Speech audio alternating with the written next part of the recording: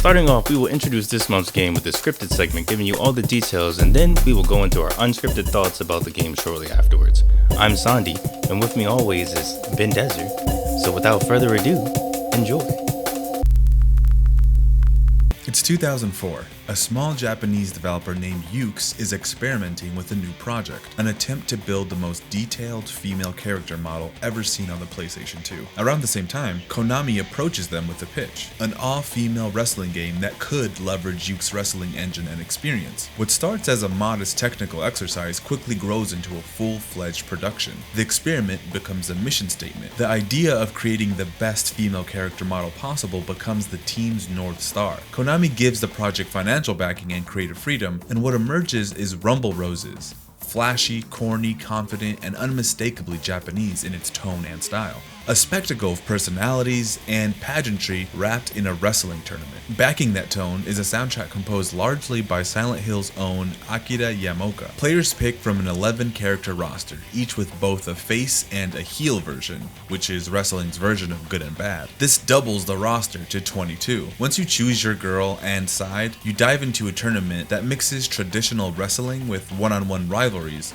campy story arcs, and the occasional mud match. Under the surface, Rumble Roses runs on the same wrestling engine Yuke's used for their WWE SmackDown series, but with a few twists. The fundamentals are all here. Strikes, grapples, reversals, rope whips, and flashy finishers. Every character has access to a set of killer moves, lethal moves, and the infamous humiliation moves, which trigger once you've worn down your opponent and filled a special meter. The match flow is built around the vow system, where players enter fights under specific conditions, like winning without using weapons or landing a certain finisher. Fulfilling these vows builds your character's reputation and alignment, unlocking the aforementioned face or heel versions with new movesets and costumes. Controls are simple and responsive. Each button corresponds to a wrestling staple. Light and heavy attacks, grapples, reversals, and taunts. It's intuitive, but also a little shallow. After a few matches, most players will have seen the full extent of what the system offers. Matches take place across a small set of arenas, from standard rings to outdoor pits, and of course the notorious mud arena. While the environments look good for their time, they don't change the mechanics much beyond aesthetic flavor. The story mode gives each fighter a short campaign against their rival, complete with pre and post match scenes, while exhibition mode lets you pick any unlocked character for one-off matches. The heel face system adds some replay value, but the differences between alignments are mostly cosmetic. You're encouraged to experiment with both sides of the roster, though the game's limited modes and linear progression make it more of a short-term thrill than a long-term commitment. Still, when you're in the ring, Rumble Roses feel slick. The animations are smooth, attacks have weight, and the over-the-top presentation delivers exactly what the title promises, an exaggerated theatrical take on wrestling that plays as much for sexual spectacle as for sport. When Konami launched Rumble Roses, the marketing went all in on its unique appeal. The campaign was loud, colorful, and unashamed of its presentation. Print ads, early 2000s web banners, and store displays leaned heavily on the all-female roster and stylized imagery, pushing the message that this wasn't just another wrestling game, it was an event. Retail posters featured the tagline, "The girls are ready to rumble," highlighting the dual identity gimmick and mud match mode. Previews in magazines like Electronic Gaming Monthly and GamePro emphasized the graphics and character design more than the mechanics, a strategy that built curiosity but also controversy. Commercially, the game found modest success. According to VGC charts, Rumble Roses sold around 390,000 copies worldwide, with about 190,000 in North America and 150,000 in Europe, and the remainder in Japan and in other regions. It wasn't a breakout hit, but it performed well enough to justify a follow-up. That sequel, Rumble Roses XX, expanded to the 360 with higher fidelity and new modes, and according to some sources, lost some of the structure that really grounded the original. After Rumble Roses hit shelves, critics didn't quite know what to make of it. The visuals were widely praised, especially for a 2004 PS2 title. GameSpot noted that, quote, "The game's wrestling mechanics are sound, but its overwrought presentation gets in the way of the fun," unquote. IGN echoed a similar sentiment, calling it, quote, "one of the most impressive looking wrestling games ever made, but a shallow one at heart." Metacritic averaged the reviews at 66 out of 100, a reflection of that split. Strong presentation, but weak gameplay loop. Some reviewers leaned into its guilty pleasure charm, describing it as ridiculous but entertaining, and others dismissed it as a one-trick spectacle. Among players, the game developed a small but loyal cult following. Some fans appreciated it for its over-the-top energy, likening it to Dead or Alive Extreme Beach Volleyball meets SmackDown, which was sort of like campy, self-aware, and stylish in its own way. Others saw potential wasted on gimmicks rather than mechanics. The sequel, as we mentioned, Rumble Roses XX, amplified everything: graphics, roster, spectacle, but dropped the individual story arcs that gave the first game a sense of character. What was once kitschy and self-aware became hollow, and the series quietly disappeared after that. Today, Rumble Roses sits in that same dusty corner of gaming history with games like Def Jam Icon or BMX XXX. Bold, dated, but unforgettable for what it tried to be. It's not a game that gets mentioned often, for fear of eliciting feelings of embarrassment and shame, but you won't be blamed if the cover art of Daisy catches your eye while searching in back of the rack. Let's talk about when we first heard about Rumble Roses, the horniest game I've played in a minute. Ever. The most horniest non-porn game I have played in my life. Yeah, it's well, actually, you know what? Senran Kagura is pretty horny. I would say, like, specifically, like, it's really like. But that's a different type of horny. That's like, it's like Japanese horny. Because I just play uppers, and the whole point of that is like collecting panties and beating people up. But like, it wasn't horny. You know what I mean? Right. Yeah. This was I mean, it is Japanese, this game though. Rumble Roses, it's pretty like Japanese. I think there might, I don't know of any of real life tournament or like a company or organization in the United States that's like all women like this. Like, do we have that? I think the closest thing, like, from what I gather with wrestling, because I only ever hear about wrestling when it's involving a female wrestler, I think, at least. I don't know, AEW or SmackDown. Right. I guess the women wrestling is holding the fort while they wait for the next big Triple H or whoever. I don't know. I don't watch wrestling. Do you watch wrestling? No. No. No, dude. I think you would have been able to guess that one. Oh yeah, of course. Yeah, no, I don't. But I do remember having a mild interest in it. I'm actually always surprised how often I run into people that are like really big wrestling fans in real life and like online, where I'm like, damn, niggas really fucking eat this shit up. That's crazy. But when I was sometime in the 90s, I remember playing I think it was SmackDown on this Nintendo 64, and like, you know, having sleepovers and shit, and you know, all my friends, you know, coming over or me going over to their house, and we would just get down on that. I remember specifically I was obsessed with like the color green for a while, so I made a custom character, and they just wore like a green shirt, green pants, green shoes. Like, you know, like you didn't, as a kid, you're like, whatever, like. I don't know if you ever did that, like in any like, you know, games. Yeah, when you were young, or just like.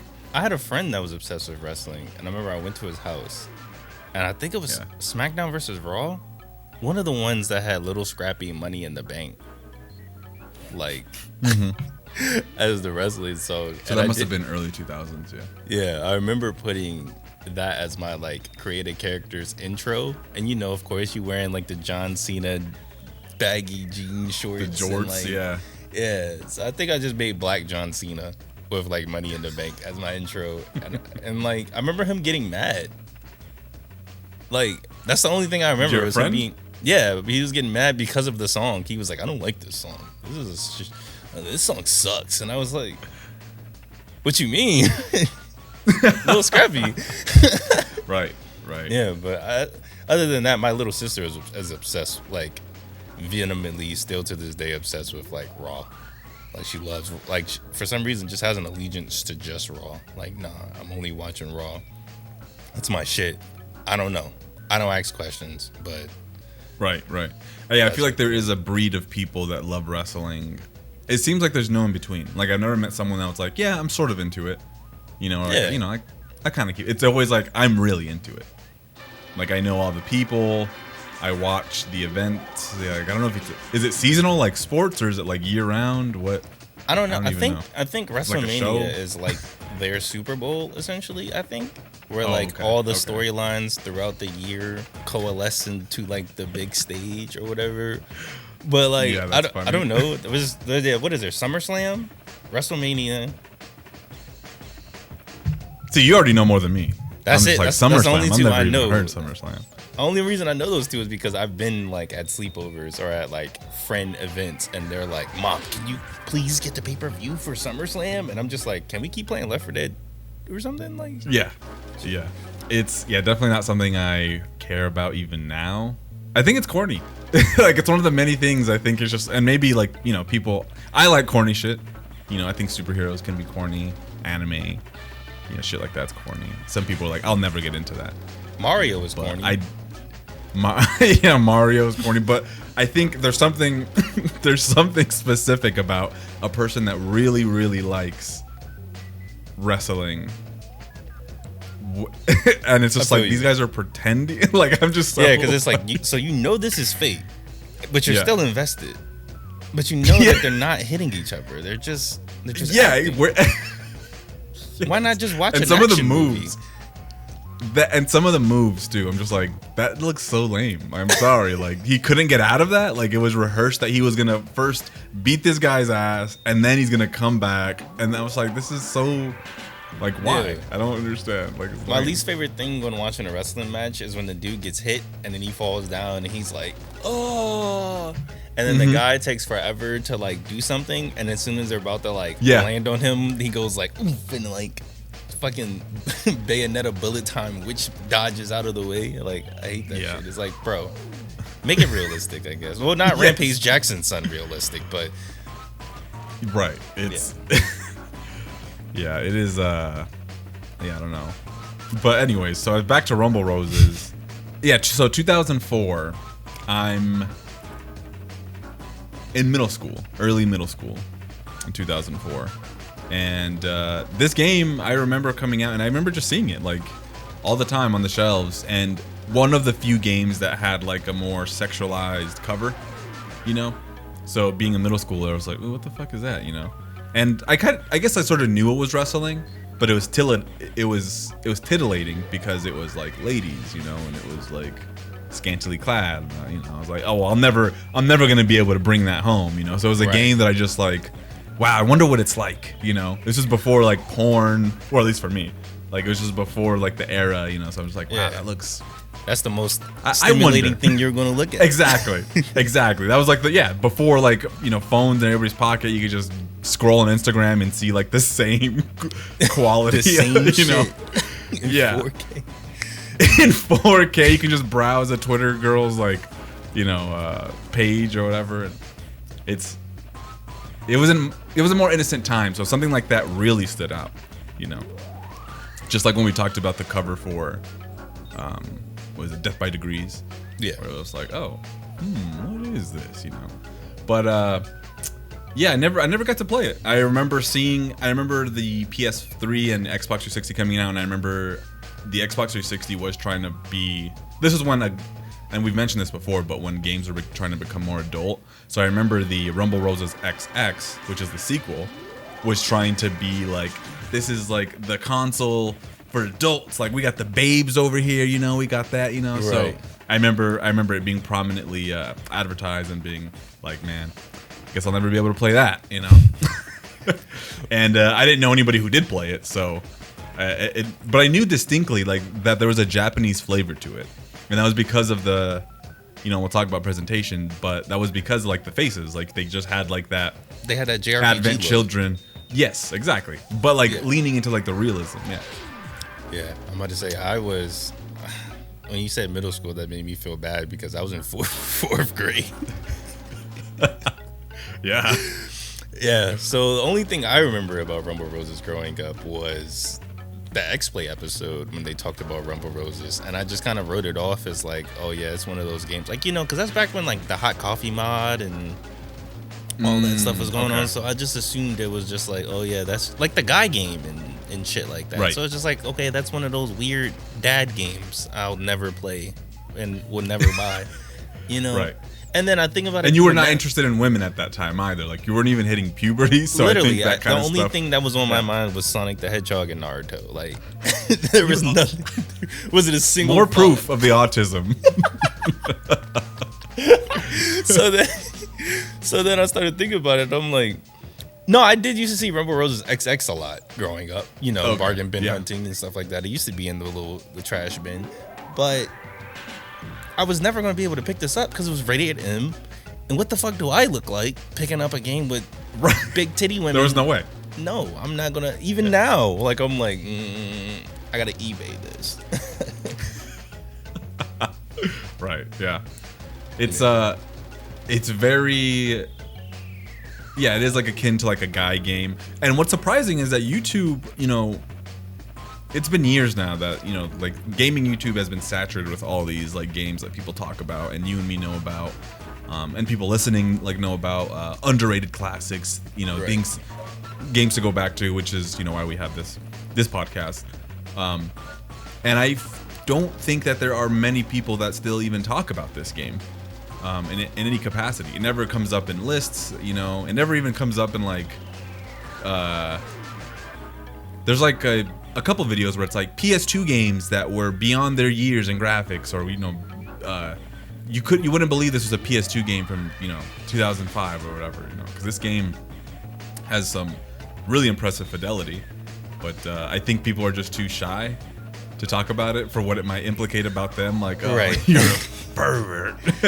It's like singing, like you just said with Singer and Kagura, like this, like Singer and Kagura, Neptunia, that whole fucking company, honestly, like all of their games are actually rather good games and pretty solid JRPGs. But me going to the store being like, hi, I'm here to pick up Hyperdimensional Neptunia Rebirth Volume 3. Got this online with the lollies on the cover. Niggas will look at, like, I remember working at GameStop when people would come in, like, because we had a couple people that were like, weekly, whatever came out on Vita, it doesn't matter what it was, I was picking it up. Like, I guess they were collectors. Yeah, probably. You know, Vita is very notorious for having a lot of visual novels and fan servicey JRPGs, and I would just look at them like, okay, right. Yeah. It's a game you didn't really even.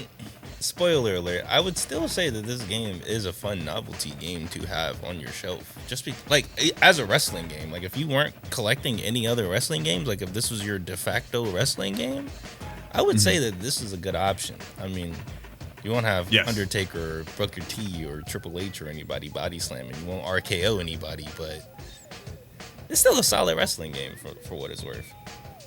Yes, yeah. Let's go into presentation, which I think might be the presentation of this game is definitely, I would say, the strongest aspect of it. Speaking from, you know, a graphical, you know, fidelity, character animations. I think it's lacking, obviously, in like the sound and stuff, but I think overall the presentation is definitely like the strongest aspect. With gameplay a close second, and then story last, as we'll discuss. But let's go over some of the more simple stuff. What'd you think about the UI? The only note I have really on the UI is that why was the character select screen like that? It was so weird.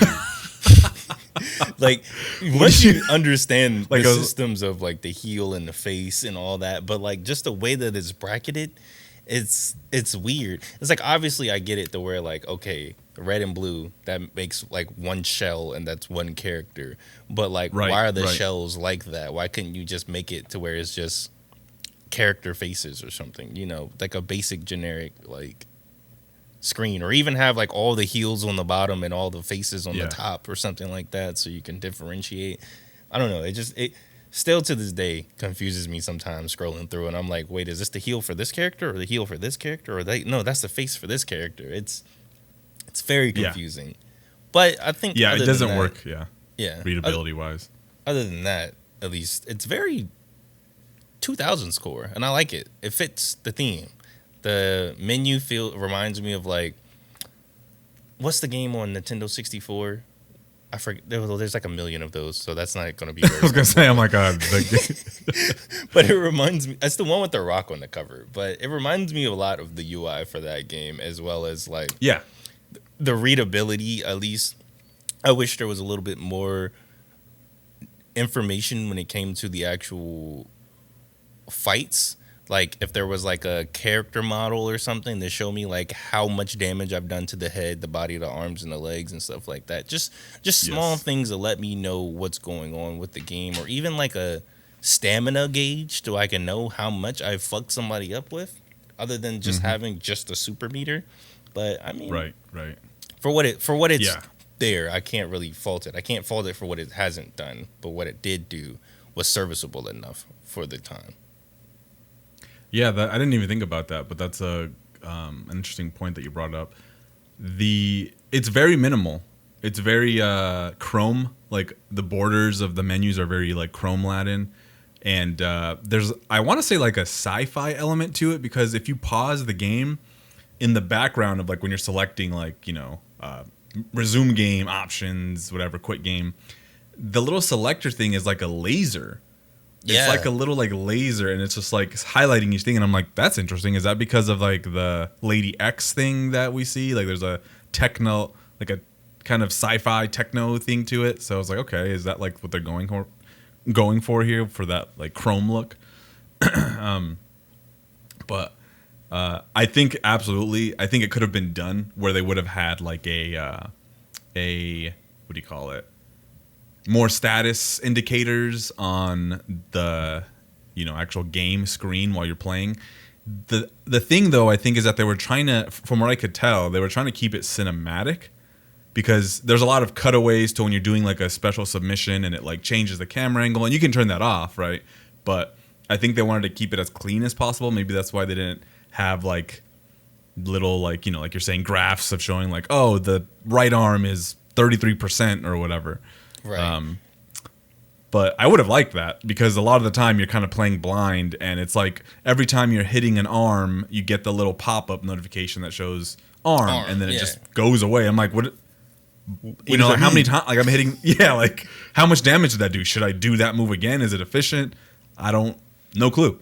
You're playing in the blind in that sense. But and you bring up a good point about the UI, because I'm thinking about it from the context of playing it on a big ass 4K TV compared to how people will be playing it like on the CRT in the background behind you or something of the sorts like that, where you need all that space, and it looks good when you have it not cluttered as it would be if you were to have the status emblem and the health meter and a taunt meter and like the names of the attacks show up or anything like if you added too much, it would take away from the presentation, because the main point is not the wrestling. Honestly, it's to stay with the women. So yeah, there's distinctly a mode.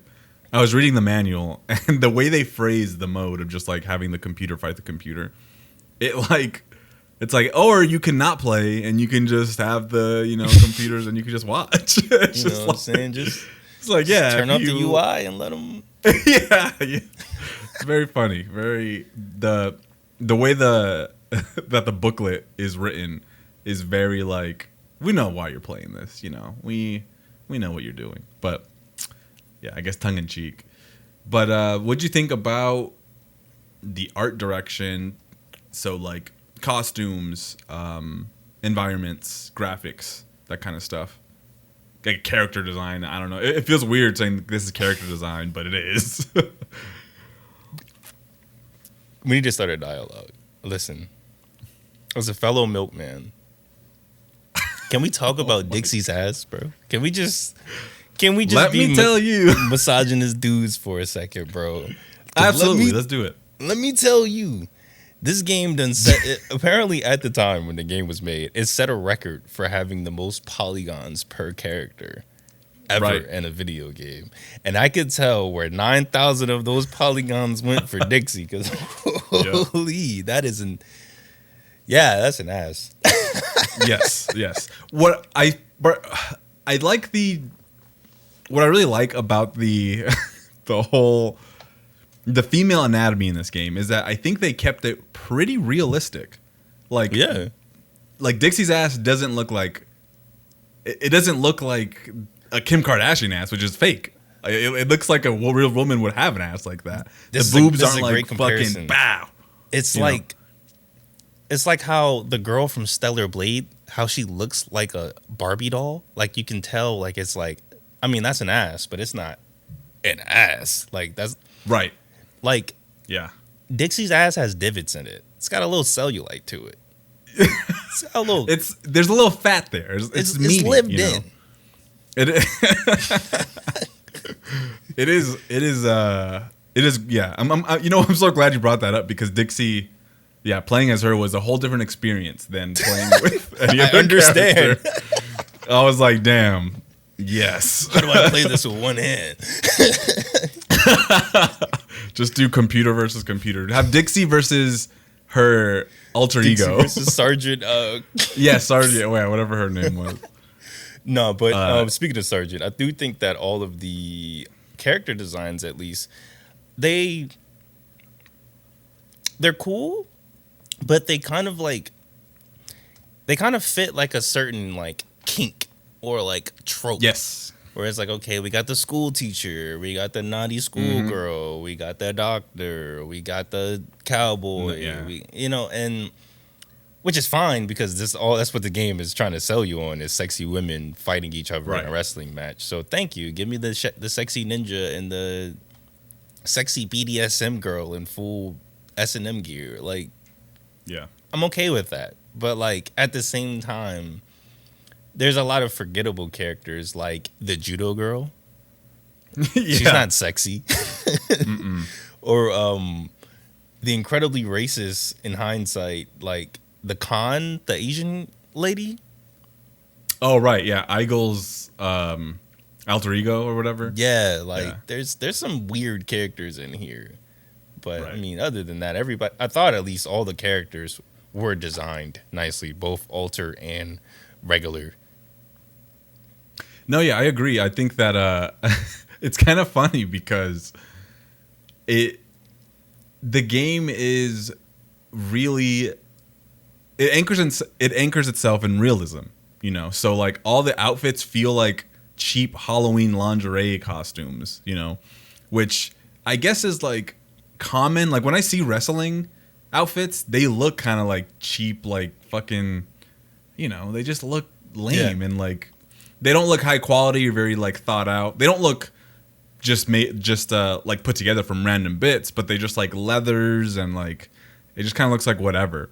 And a lot of these outfits just look like something you would find like at like a lingerie store or something like that. You know, they're not creative. You know, I didn't find any of them particularly creative. I mean, they looked good, and obviously a lot of the women here. I'll actually add that a lot of the women had different builds, which was nice to see, you know? I mean, there's a couple of characters that run into each other and, like, obviously are insecure because they don't have the same assets as the opponent they're going to go up against, you know? So they kind of, you know, all have slightly different builds, you know, which is nice, you know, but they're all, like, athletic and all that. But, yeah, I did find it to be a bit lacking in the creative department sometimes, even with their alter egos. Like some of them were just like color swaps with like minor changes, you know, like going from a schoolgirl outfit to a cheerleader outfit.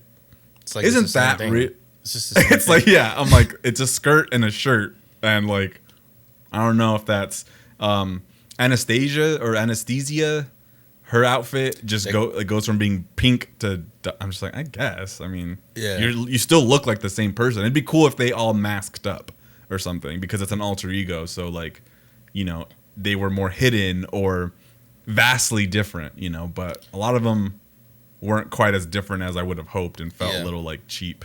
A lot of them were really just costume changes. Like Mistress Spencer and Madam Spencer or whatever is like, okay, you went from a school teacher to a evil school teacher, right? Yeah. Whereas there is like Reiko, compared to her alter ego. Like that's like hair changes color, everything. Like she is a completely different. Like I remember the first time fighting her, I didn't even realize that was a different character. I was like, oh, this is a different. Like until she did her moves, Like I a was completely. like, oh, this is Reiko. But until then, I Right. didn't know that was the same character. Or like her sister, I forget her name. Was it Rose? Was she the Rose? Evil Rose? Yeah, Eva Rose, and then she's in the BDSM suit, and then when she hops out, Yeah. Noble Rose, that was her name. And Noble, then, yeah. yeah, and she's like a whole like fencer, like that. That's cool. I liked how That different feels different. their characters were, but everybody else is like, this could have just been costume too, for real. Yeah, absolutely. Yeah, that's something I definitely agree with, and but I think it's actually kind of interesting too because they do put a lot of effort into making all the costumes just look good. I mean, they all like, even though they look like design wise, they all look like cheap, Halloween costumes, like I mentioned. But I think they all still look very solid, and that's, you can tell that all the attention really went to the character models and their costumes. And I think it would have been nice to. I mean, I think the characters should have maybe had more costumes. I don't know if there's secret costumes. It feels like a game that would have more costumes per character, but they only have the bathing suit and then the alternate costume and then a color swap. And you would think that they would have like 3-4 different costumes each, Right. but they don't, And I don't know who. I mean, playing in a bathing suit is, I don't know. I'm just like, I don't know. This is really, yeah. But. What did you think? Go ahead. I was going to say about the entrance movies. Oh, wait, are you talking about the FMV that opens the game, or are you talking about when they're walking? Yeah, when they walk in, like during exhibition matches and stuff. Yeah, those were fun as fuck. Honestly, that was like the most. It felt like the most variety you got because there's like 3-4 stages, and right, yeah. You're not really seeing any props. You're not really. It's just two characters standing there. So when they do like their entrance, it's like they have something new. Like they have a horse pull up in a car. They pull up with a guitar, and I'm like, that'd be cool if they incorporated some of those things in the actual like fighting. Like their special moves could use some of these props, but they were cool. I liked. I mean, they were. In the context of the game, they were cool.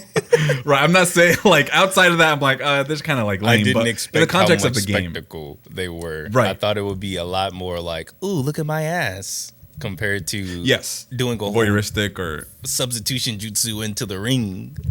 Yeah, some very very cool ones. It was funny because I turned down the music I think I turned down the music maybe 5 hours in. By the time I got to Candy Cane, and her intro, she's playing the guitar. And the music is I muted it, so she's just out there like on the guitar, like, and it's just quiet, absolute silence. There's like no sound, and I was like, oh, okay, I see what happened here. Yeah, but it was, is what it was. So how many levels were there exactly? I believe there was the main generic ring. There was the main one. There was the desert one. Yeah. And then there was the Desert Temple, the mud match one. Mm-hmm. And then I think there was like an alternate version of like the desert one when you fight like Lady X. Because it turns like sunset. Because it's like normally like daytime or whatever. And then there's like a sunset version of that map, I think. But I don't think. Yeah, I think there's literally only like three maps and like maybe 2 variants for like the basic and the desert, I think. Yeah. I would have loved to see more levels. But wrestling games are kind of weird like that. From what I remember, it's not like normal really fighting games. Yeah. And it's all kind of like, it's kind of the same. And honestly, the mud level or whatever was ass. I'm like, this is like, it's it's ambitious. I mean, they simulated water physics, and they get covered in mud, and that looks pretty solid for being a 2004 game. Like, there's a lot of like engineering and programming going into that coating that is on them, and then that like slips off. So it's very, very impressive, especially if you're into like Filth. like yeah, like I don't know what you would call it, like just simulated physics, things like that, you know, because it's really impressive. And I really want to see what it looks like on like the 360 version. With like tag what that team jump with was. 4 people in there. I'd be in have 4 Dixies going against each other. 4 Dixies and one. I would have also liked to see a character creator or something in this. I think overall, like, there's a bare boned, like, it sort of feels a little light on content and what you can do outside of it, you know. But I don't know. What do you think about that? Do you think that's like? I think that would have been doable. I don't see. Well, you know. seeing as the sequel does have that. Oh, it does? Yeah. Perfect. It does have a customization. I think you can even edit the other wrestlers as well, too. So you can edit all of the girls. Like on some like Virtual Fighter, Tekken, just Okay. put whatever you want on them, dress them up. Well, at least I think, because I know I used the customization menu song in one of like the Butter radios, like one of the very, very first ones. I think I used it in... Oh, shit. I think I used it in like the Jungle one, either the Jungle one or the Bosa one. One of the two. I don't know. Okay. I've used songs from Rumble Roses too, at least, and a couple of Butter radios. So I know that there's a customization because I've used that, but I don't know what it entails. But I assume because of the 360's prowess, and especially because it was like an emphasis on tag team, I feel like maybe the second game fleshes out a lot of that. Like, we'll let you customize your character, let you customize your rollouts. We'll add more costumes, have a couple, like 4 more new characters with their alter egos or whatever. You know, more dress up for you. If we're 2 games in, we know what you're here for now. Where's that third game though? Man, Rumble Roses XXX. Yeah, tell me that's not perfect. XXX Rumble Roses X. Come on. Rumble Roses Triple X would go dummy on. Come on, Konami. How fitting was it though to see Metal Gear Solid 3 Snake Eater be advertised in the back, and then the remake being released this last month? It was just kind of serendipitous to see that. It's like, oh yeah, that game is coming out, and we're playing a game that was advertising the original game, which is kind of funny. Actually, I found out as well too that in the subsistence version for the Metal Gear Solid Online, Reiko and her alter ego are playable characters. Oh, nice. Yeah. That's cool. That's dope. Now I'm going to have to get that game, I guess. Well, too bad, because you can't play online. I know, right? Yeah. Let's see. Did you have a favorite intro or a favorite entrance? I think my favorite entrance is going to sound fucked up, but Aisha. I think I liked it just because it just reminded me of Britney Spears so much. And like, just because it was like a whole performance, I was like, oh shit, hey, I'm kind of locked in. Like, hey, whoa. Felt like Lawrence Fishburne for a second, but either her or Bloody Shadow, because I just liked how she like runs down and does her ninja thing and then teleports in. Like, I was like, that's cool. It's different. Felt very like Ninja Gaiden. Yeah. Yeah, I would say, well, first off, Eigel's intro with the horse blew my mind. Because I think at the point I had seen many of them, but they hadn't like brought like anything really with them. They didn't have like a limousine, or they didn't have like, maybe they had like a little prop, but like seeing the fucking horse, I was like, oh wow, you have a whole ass like blurry textured horse. They modeled this. What the fuck? This is just for this scene, and I was like, wow, that's kind of cool, I guess. Yeah, that's I think that was my favorite, just because it was caught me off guard. Dixie's was good as well. Doesn't she come in? I can't remember. No, when she's a sergeant, she comes in on a bike. Yeah, she comes, and I think when she's like a cowgirl, she just kind of comes in like basic Triple H, like look at my ass. Yeah, niggas in 2025 are gonna be talking about this ass, this virtual ass. Mind you, that was back in the day when titties reigned supreme. Yes. Yeah. So she was subverting expectations. Yep. Only my Jamaicans were loving her back in the day. Think about that for a second. What'd you think about the animations for a lot of these moves and all the different characters and their submissions? That's a funny part because there's one move that Reiko does, or is it Dixie? There's one move where they pick them up upside down and they like hold their legs open and they're like, and then they slam them. Yeah, and like, yeah. There's certain moves where I'm like, oh, okay, I know what you're doing this for. You're not doing this for me. Like that's not a move that's going to hit hard. You're doing this move to be sexy, and yeah, I don't mind it. But right. I think a lot of the moves, specifically Bloody Shadows, Mistress Spencer's, even Aisha's moves. A lot of the moves I thought fit the characters, and they were like Mistress has this move where she like slaps you a bunch of times. That was my favorite move like to do. She's just like smack, smack, smack, smack, smack. Like it's so fun to do every time. And or even like Bloody Shadow, she has a special move where like it looks like you attack her, and then you do like a substitution jutsu, and then body slam them real fast. Oh, cool. Yeah, I didn't play as Bloody Shadow, so I never got to see. I figured she'd probably have some like more unique moves, but it's funny because you played as all the characters I didn't play as. I wrote a list of like who I had left, which is like a lot less than the characters I actually played. And yeah, it was Bloody Shadow, the Mistress, Anesthesia, and Reiko. Those are the characters I didn't play as. Just those 4 or 5. Didn't even play as the Ryu of the game, bro. Crazy. I know. I started with Dixie for no reason at all, and I was just like, let's go as with her. I don't even know. And then ended up being my favorite, one of my favorites.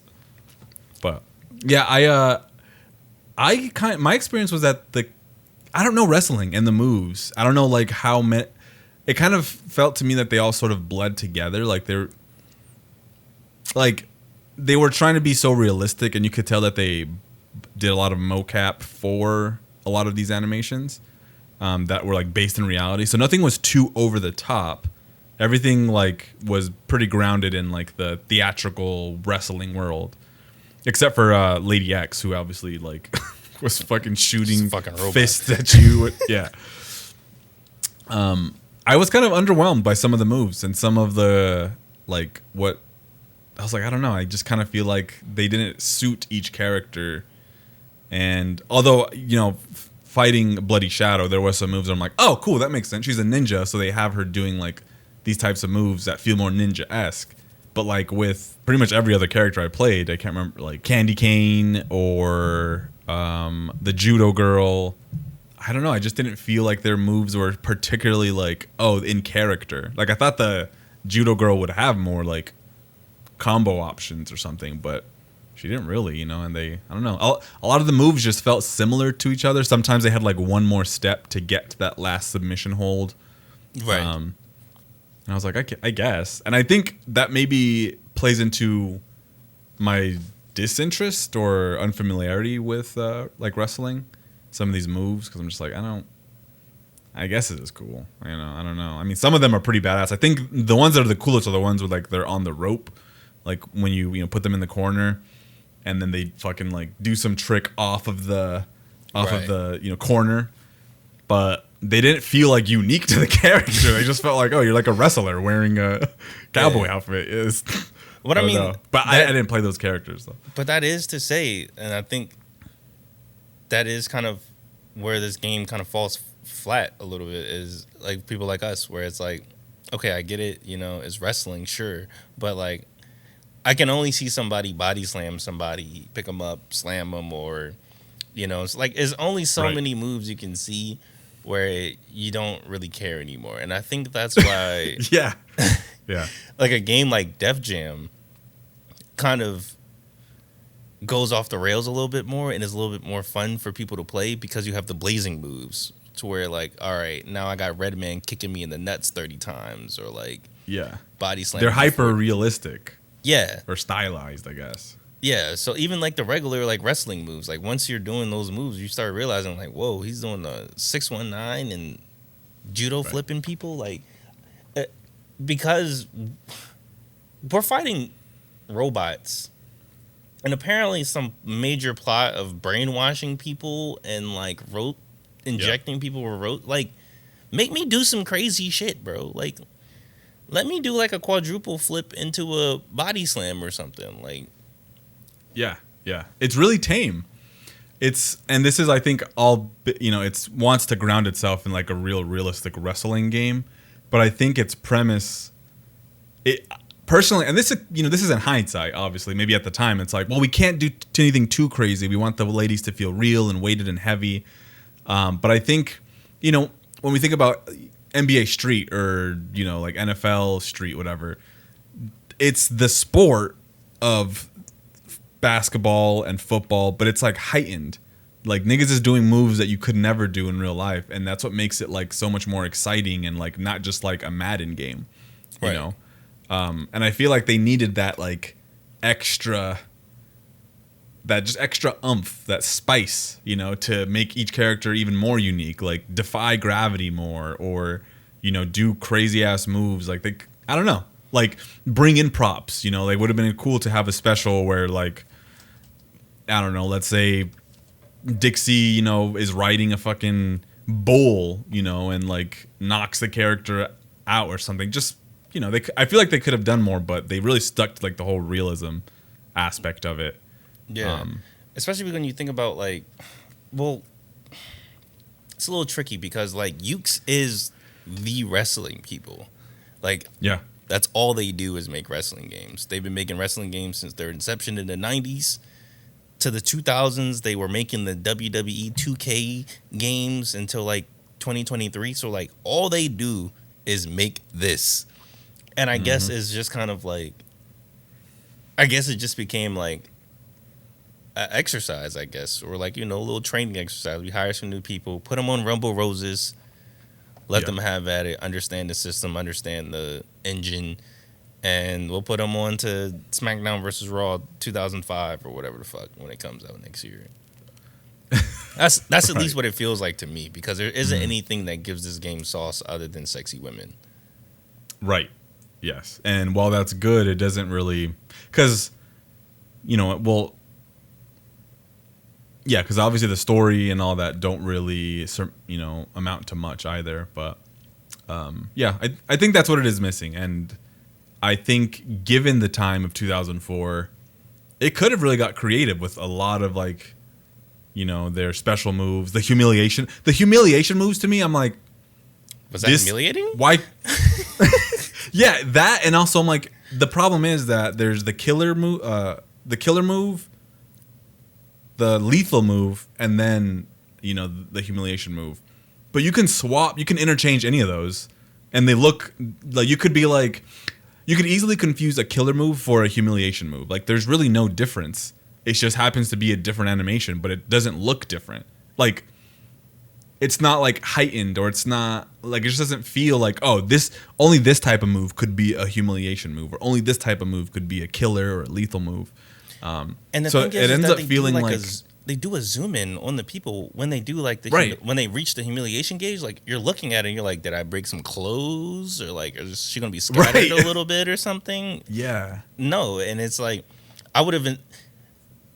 Okay, I'm sounding like a gooner right now, but I would have liked it if you maxed out the humiliation gauge, and then they're like, "Oh my god, my shirt ripped," and then you can do another move and body slam them, and like that will rip the clothes or something like that. I don't know, something. Just make it enticing, at least, other than just being a third special move. Yeah, exactly. Yeah. And then it never felt any stronger too, but that's like a more gameplay thing. It would have been cool to see some blood, I think also there's limitations maybe on the hardware to be able to do blood and sweat. But yeah, I'm just like, yeah, I guess this is, you really have to like wrestling, just base wrestling, to enjoy this. It's not getting any new fans. Yeah, let's talk about, or do you have anything else to say about the art direction and like animation or anything like that? Okay. I just want to add one more time that Dixie's ass is, please just look up Dixie. Just look at it on the screen right here, bro. That is America's ass. No, that's probably the finest ass in video games. You know, if we were like that. I think the only ass that probably tops that is Miranda in Mass Effect 2. Pre-Legacy Edition. Specifically when it's remodeled in HD. Right, yeah. I'm trying to think of asses now, and I'm drawing blanks aside from Stellar Blade. And Stellar Blade's, it's just like it's stylized. It's different, bro. It's different. I'm talking like, okay, because there's great asses in games. Okay, let's have the tangent. There's great asses in games, but there isn't a great fat ass. There's a difference. Yes. We're talking about rump. We're talking about your coworker's ass. And you're like, she kind of got an ass to her. We're talking about that kind of ass, not Instagram model 3. You know what I'm saying? Because 2B, okay, whatever, ass. But is it a fat ass because it's fat, or is it a fat ass because you can actually see it? But Dixie's, that's a fat ass. It's a fat ass, yeah. And I also think, again, that a lot of the proportions, everything is realistic. I feel like it's not overdone. It's not like, okay, there's no woman that could have an ass like that. Like, this is they did their research, you know. And I think they modeled a lot of these off of real world wrestlers or models. I think they actually used models. Yeah. But yeah, it's very nice. Very, very, very nice indeed, yeah. I'm trying to tell you. You don't understand. I forgot about 2B. There's divots. There's cellulite in that ass. And I don't know. It might just be Island Boy in me. But like seeing that makes me go like, that's not BBL. That is real mac and cheese and yams. That is real country barbecue. Yes. Booty. And they did their research. So like, hey, she's a country girl, you know. So we got to give her a little something to push, you know. You know what I'm saying?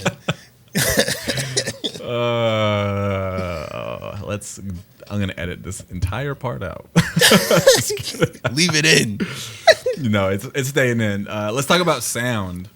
This is another section where I think that the sound of this game really could have elevated the whole experience to the next level. Sound effects and music.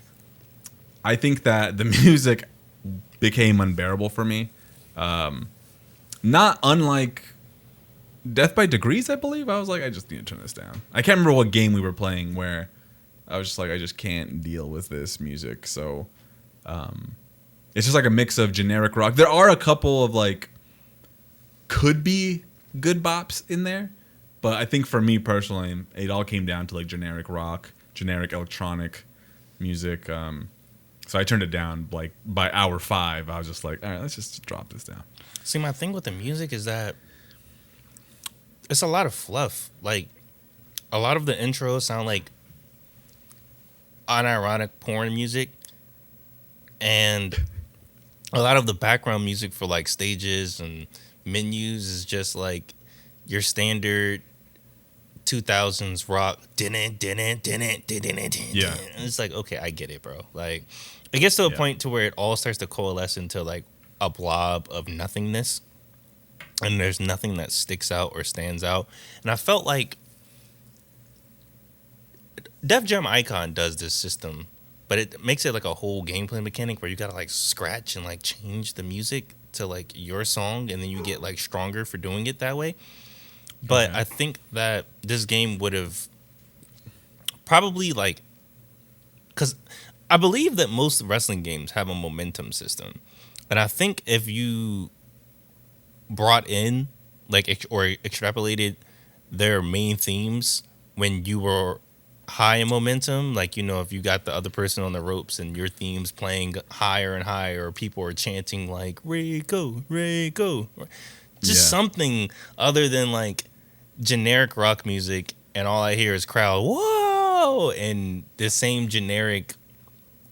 I'm not gonna lie, like it's very generic wrestling game sounds. Like you're gonna hear the mat getting hit, you're gonna hear the body slams, the 1, 2. You're going like everything sounds so generic that like nothing stood out other than the weird sound effects, like when you increase the humiliation gauge and it makes that weird like cutesy noise. It's like bubbly, like yeah, like it's like a like other than that, like everything just sounds so generic that if you were in the other room and I had the TV blasting, you would think I was just playing wrestling, like just regular SmackDown versus Raw. You wouldn't think that I was playing Rumble Roses until you came in and saw Dixie's fat ass. And then you'd stay to watch. You're just like, hell yeah, all right. Hey, what you playing, man? Okay, all right. Oh shit! Come and get the sticks. So, no, yeah, I think I'm glad we agree on this. I mean, not that we always have to agree, but yeah, there's no musical identity here, and I was even hoping that like some of the different characters would have vastly different themes. You know, I thought I was like, okay, so you got Candy Cane who has her rock anthem, and it's like, you know, that 2000s pop rock. But then like I'm playing as a more Japanese centric character as the judo girl, and the music isn't like, you know, uplifting that. It's not like adding to her character. So I'm just they like, can't have two characters with Japanese things. Yeah, but you could absolutely do that. You know, have one with like the traditional Japanese flute, and then one with the shamisen. I forget what it's called, but it's like a guitar sounding thing. Yeah. You know it. Yeah, when you hear it. And yeah, they could have given her more like techno. Like they could have really done a lot of themes for each character, and I think they dropped the ball on that, and so it just feels like very generic music. And honestly, I feel like it makes the game feel more generic too, like low production, which I think that the game is like just pretty much like it feels like the budget was a bit low, like they couldn't really they really honed in on the idea of just like high quality models, the highest quality models, right? And animation, but everything else was just like super low budget, bare bones. And you can kind of see that because even the sounds, like when they're punching each other, it's like the most flat 2D sounding like. I'm like, really? Like, yeah, know? When they're getting like submissions and it's like the crunch. Like, yeah. it's like really cheap sounding. Yeah, I think what killed it for me was I think Aisha, and I think somebody else. I think Anesthesia has a hip hop song for their intro. Aisha does have a hip hop song, yeah. And both of them are like the most like. See, what made Persona 3's rap endearing was that it wasn't trying. Like it was obviously like this is some background shit. He's saying whatever the fuck, like right. Like he wasn't rapping. And I think that's why people like Knuckles raps is because he was rapping. But in here, the dude's really trying to rap, and it sounds like generic Japanese dude trying to rap in English, saying just like the most randomest bars, and you're like, that doesn't even rhyme, bro. What the fuck are you talking about? It's ass. Right. It's so ass. And speaking of ass, the voice acting is dog shit in this game as well too. This might be the worst voice acted game we've played ever. The voice acting, I would say that feels on par for Japanese translated games. Like honestly, it feels on par with like Resident Evil, like the first one on PS1. Yeah. It feels like that bad. And I'm like, were they trying to be this bad? You know, like it just feels, I feel like a lot of Japanese, actually, so this is a side kind of, it's related. I was recently playing Sandland. You know, it was a game that I was interested in. Akira Toriyama does the art, so you know, it has that Dragon Ball Z look and all that.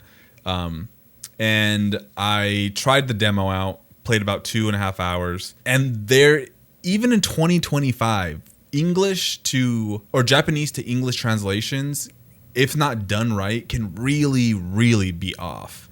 Like, I don't know what it is. Like, they're always trying to match the character's like movement or something, but it just wasn't working for me. And as I was playing, you know, Sandland, it really like just stuck out. And there's like a lot of cutscenes. It's pretty story heavy. And there's like, God, like the voice acting is just so annoying and stilted. And it's just like, did no one like think to like give it a little something? And it's like well-known actors, you know, some actors that I know I've heard before and other things, and they're just like the voice direction, the translation is weak. So I think we, even still to this day, have issues with those translations and how they can come across in certain media.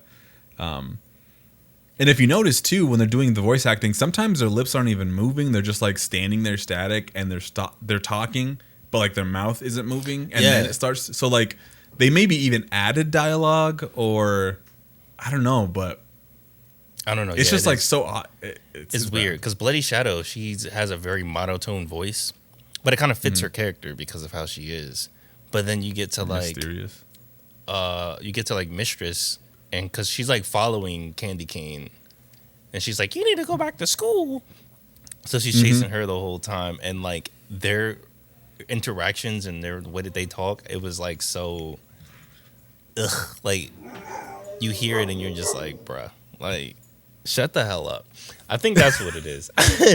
Is that because I don't mind campy dialogue, because Trials of Mana has very campy dialogue. And like the way that they sound, like I can't remember. It was one of the sprites. It has like a fucking lisp, like he talks. Oh, like, yeah. I play. Yeah, yes. I know what you're talking about.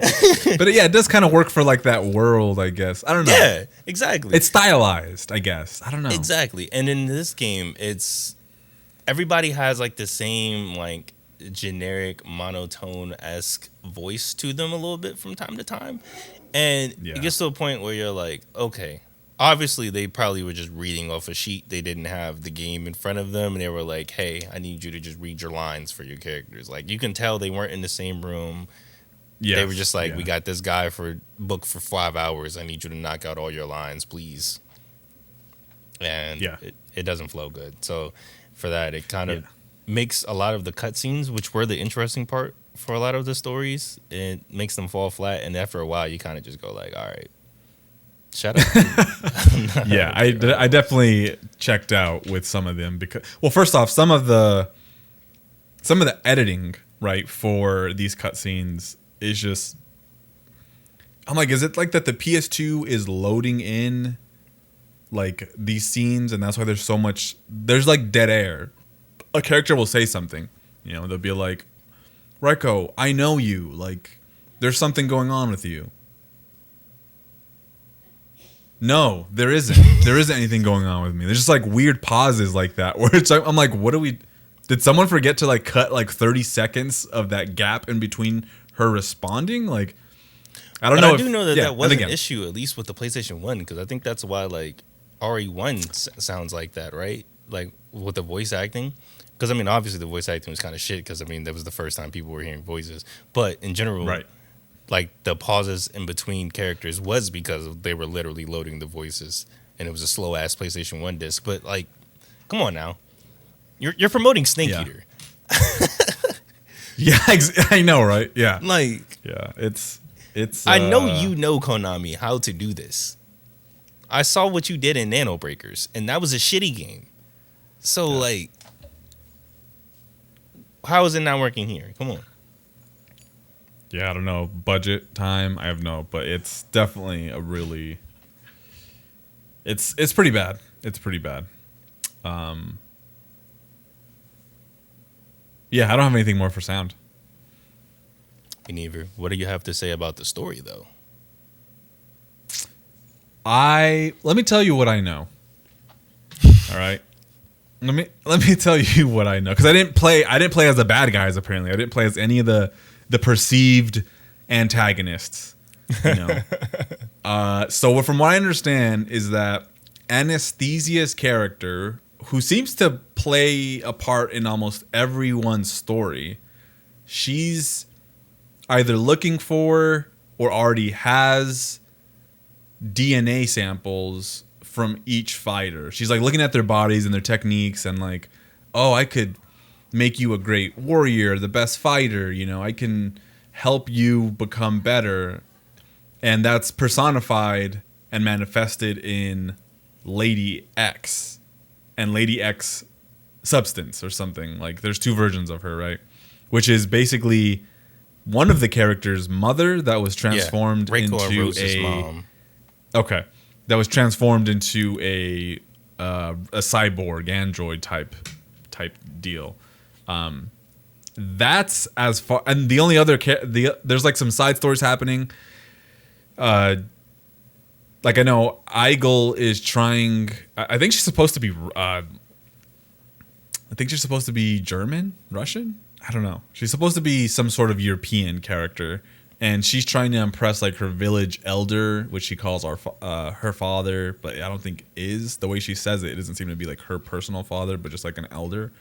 And then you have Candy Cane, who I think probably wasn't my favorite for some reason. I think like she is trying to win the fight to get money for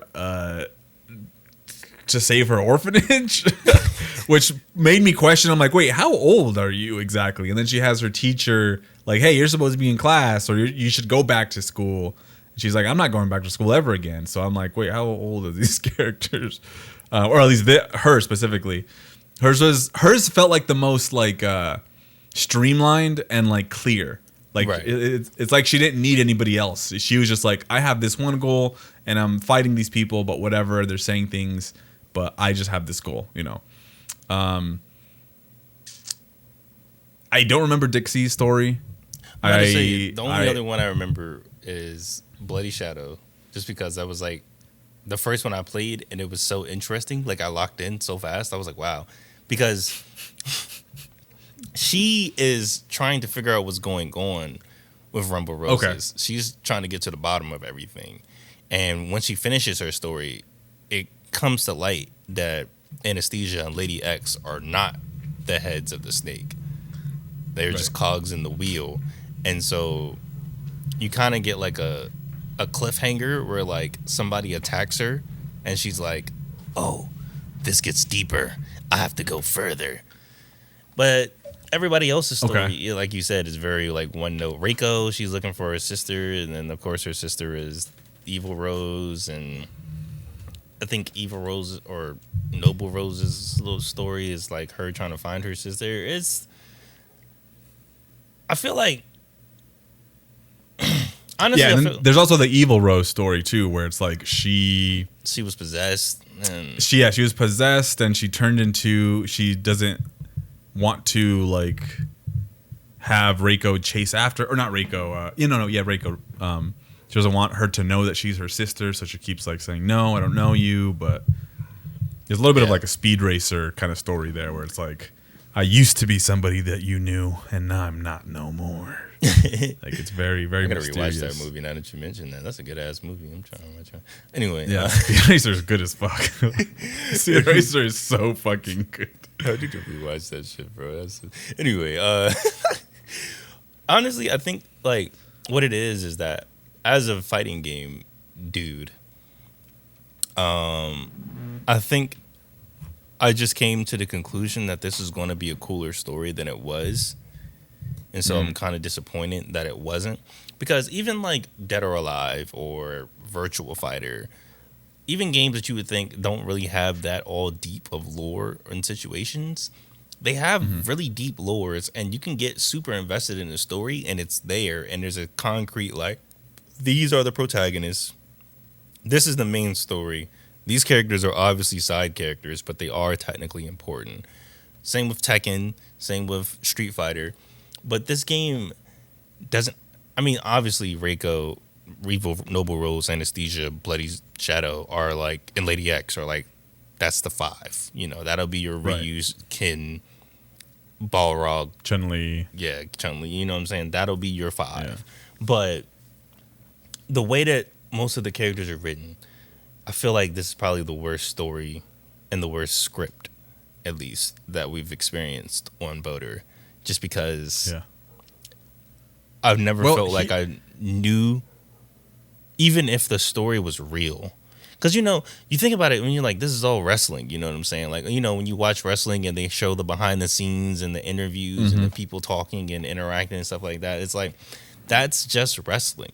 So, for all I know, all of this bullshit is just wrestling.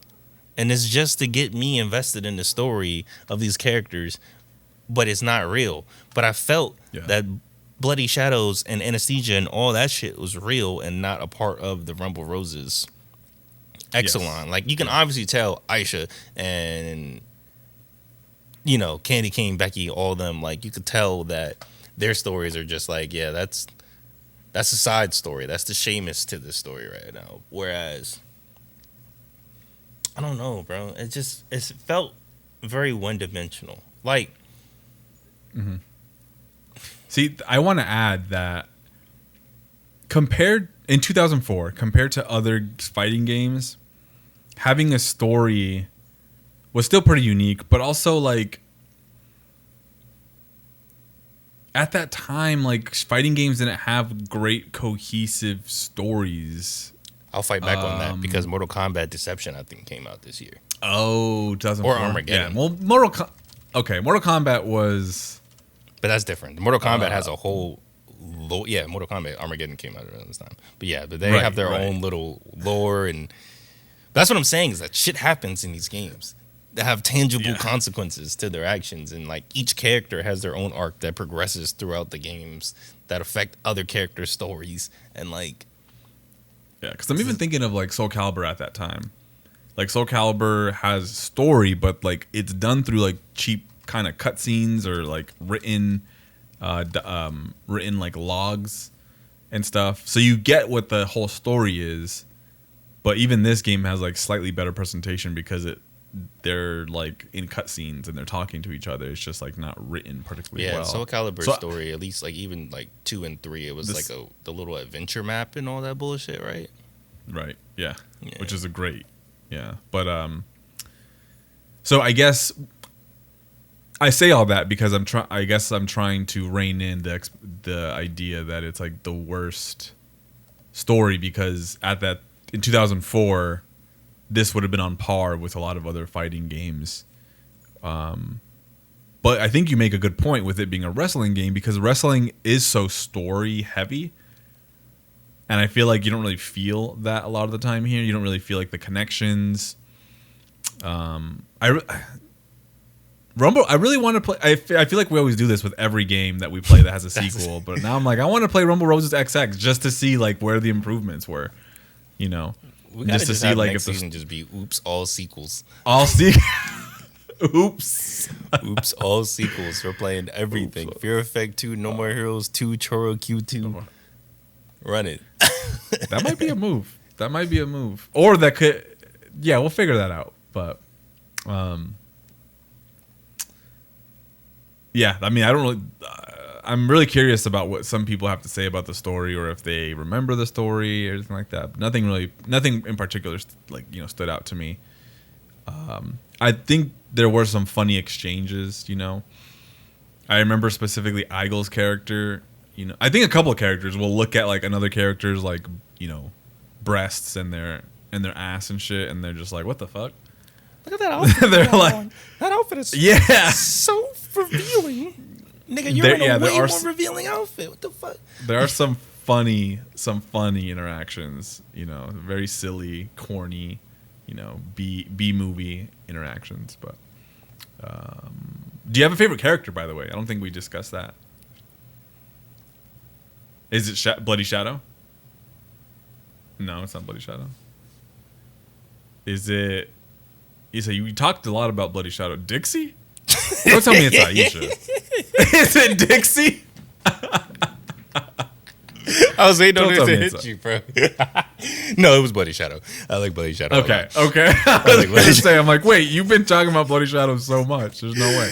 No, Bloody Shadow, specifically Judgment, bro. Judgment was so fucking cool, bro. I like her moves. Like, she has like one where like she does like a shadow clone. So like, she not shadow clone, but she does like a substitution, and like then she'll come and she'll body slam you into a submission.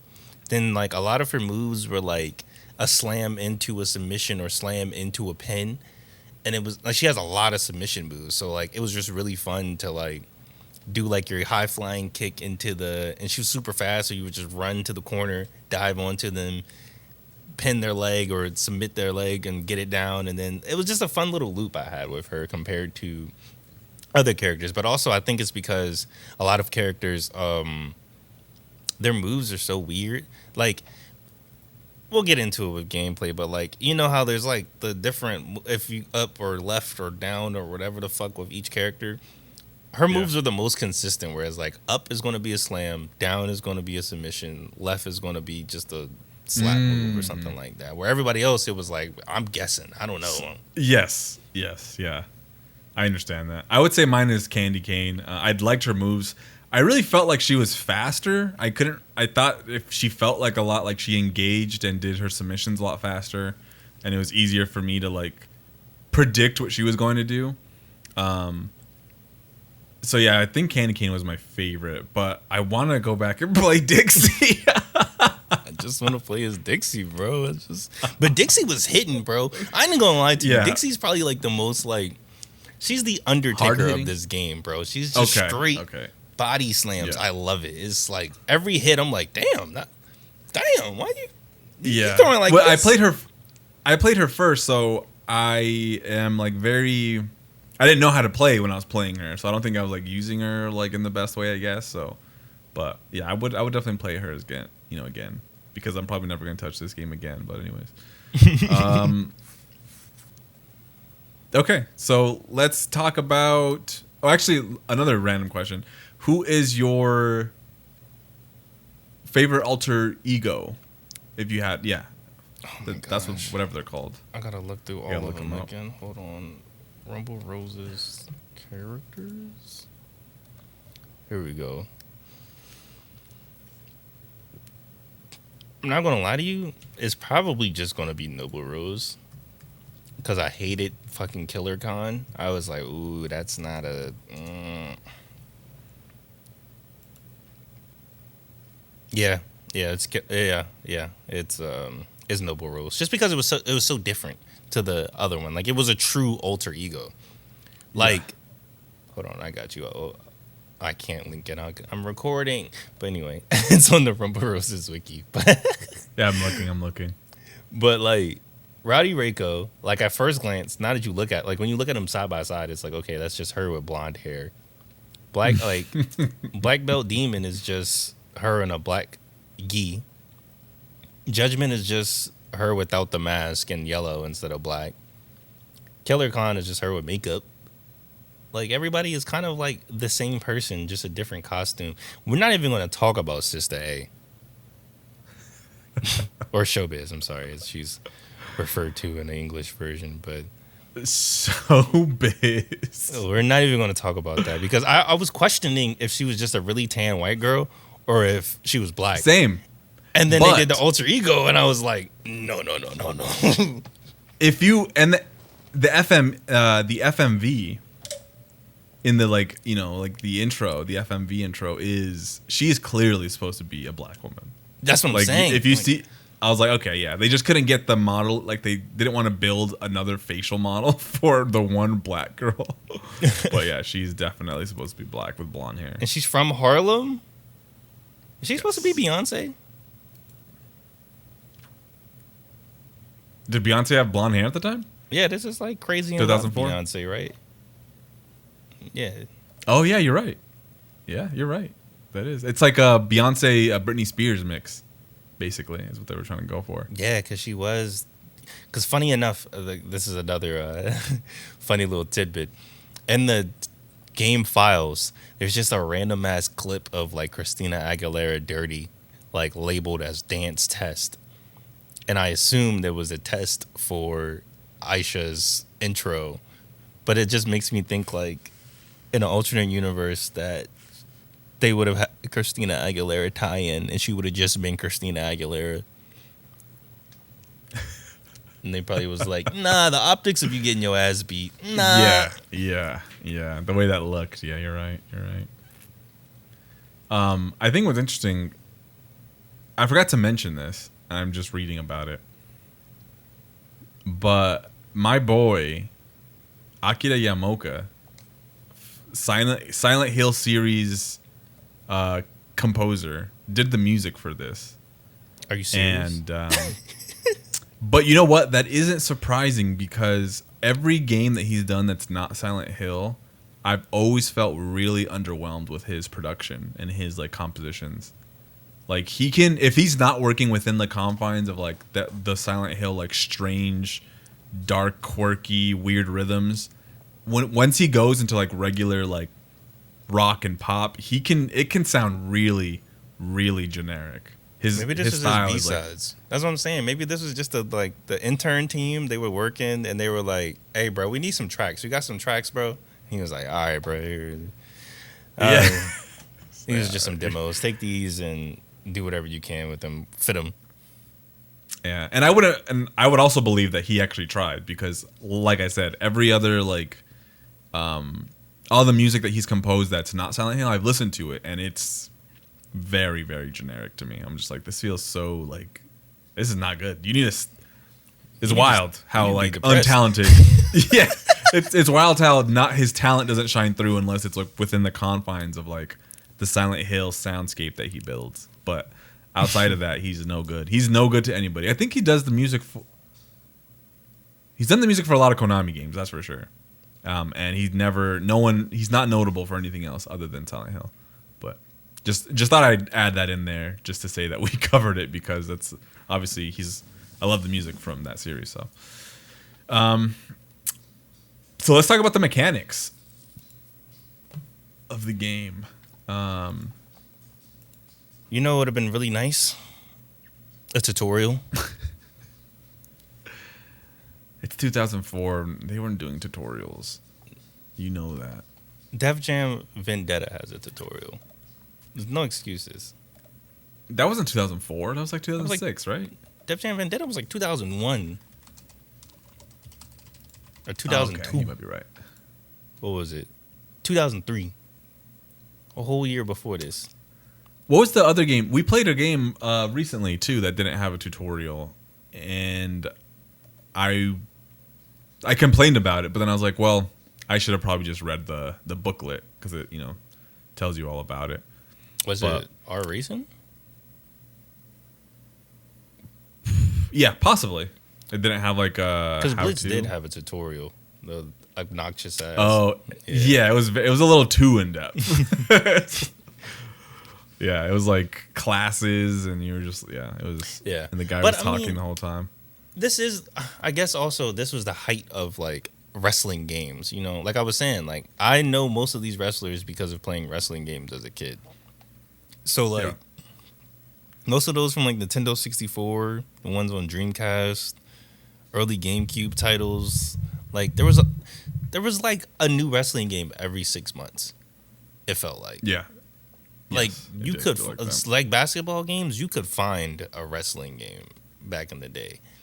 So I think they just assumed, especially because they were probably the ones, it was either them or Aki that were making all these wrestling games. So I assume they would assume that the mechanics of how a wrestling game is going to work because it's not going to be any different. You know what I'm saying? They're all going to counter. They're all going to do their own thing. So I guess they assumed you don't need that. I don't know why I remember it being. I remember like, I think SmackDown is what I played on the 64. I can't remember, but I remember them being a bit more like in depth with just like combos and things. Like, this game feels a little simplistic to me at times. That, or maybe I'm just not diving into the mechanics in a way that will let me like link them together. But I don't know. It felt to me like it was just not. It felt a little shallow to me. Like I found like the rhythm immediately. You smack them around a couple of times. They daze. Maybe you ground. Maybe your combo knocks them down to the floor, and then you can press triangle, and then you grab them, and then you do some sort of submission on one of their their arms, head, whatever, and rinse and repeat. Like it's so simple, Yeah. And I mean, when Cade told us about being able to pull weapons from the crowd, even then I was like, well.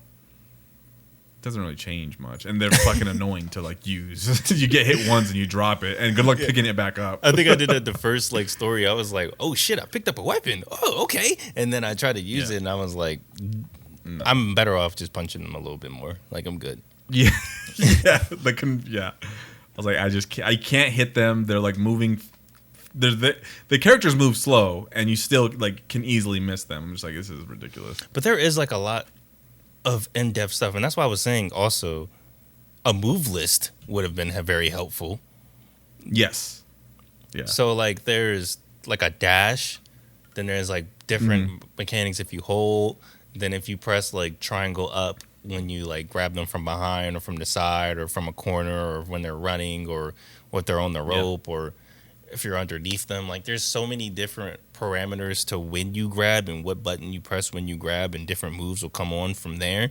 And I feel like contextual. I feel like just having like a little branching like grab standing that's up. This is what do like, just so I know. You don't even gotta show me the move. Just say that like it's a submission of the arms, so that I know, okay, if I want to submit their arms, this is the moves that I have. Because it's like there's certain characters where a lot of their moves will like damage a certain body type, and then you're like, okay, so what's the submission to do that? And it's like back standing sideways grab, and it's like, who's gonna grab you from the back sideways?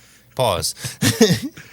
To fucking do a body submission, bro. Like, help me figure this out. That's exactly how I felt too. That's funny. It was like a very frustrating thing. Even if it was like well animated, it did feel like I was operating in the blind a lot of the time, and I could like trial and error it, where I would do a move and then be like, oh, okay, so if I grab them from behind, hit triangle and down at the same time, then I do this move, and that's a head submission, and I'll just keep doing that. But sometimes it just felt like so sensitive to the context of what angle you were coming at, specifically, alternatively, when you're like when you grab them and you like throw them against the ropes and they're like running, I could never figure out how to stop them or to do a move that was like cool. I would just like punch them like in an awkward way, as opposed to like doing like something to use their momentum against them, because you would like throw them against the ropes and they would bounce towards you, and I did it once. I'm like, I don't know what I did, and it seemed to be different with each character. So it was like there was just things I just felt like I was experimenting, and I couldn't find it in the booklet. So I was like, I don't know how to redo any of this. I don't know what's going on. Right, I agree, and I think also the counter system, while it's easy to learn, it's very hard to do in practice. Oh, I did it once. Like I could not.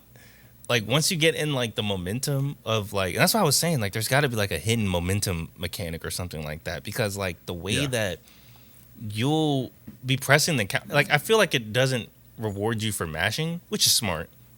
But at the same time, like you have to press it like at the same time. It's almost like you're doing a parry instead of doing like a counter. Mm-hmm. So like you got to press like, and you got to do like a counter block. Like there's two different counters. There's a counter for a strike move and then a counter for a grab. So you kind of have to like press square or triangle depending on if they're about to punch you or if they're about to grab you. And when you're on the ground and they're doing the grab to pull you up or doing the grab to turn you over, like there's so many different like sections where you're like, what's going on? And it just starts to slow down the fight, because like you're just getting your ass beat and you're just like, I can't do anything about this. And then you're on the ground mashing buttons to try to, I don't know, I guess get up. And you're like, I guess I mash buttons, like something, get me up, and nothing's happening. So you're just like, it's not fun when you're on there. It's just it's imprecise. And I think because it leans so heavily on like how like realistic it is, I think that actually makes it more difficult to read moves, because it feels like the possibilities visually are infinite. There's lots of times where I'm just like, they grab me in a different way, from the back, or I'm like, how would I have known how to like when to hit R or when to like block? Like it's a whole different animation set, and they're so, I don't know, it's just like very, very, but man, they countered me all the time. So I was like, okay, I had to drop it down to easy, because I was like, this is so annoying. And it was making the matches last like more than 10 minutes. So dropping it down to easy kept the matches at a nice 3 to 5 minutes. And what's crazy is that I did start to learn the counter, but I still even then felt like I was like it was just up to fate.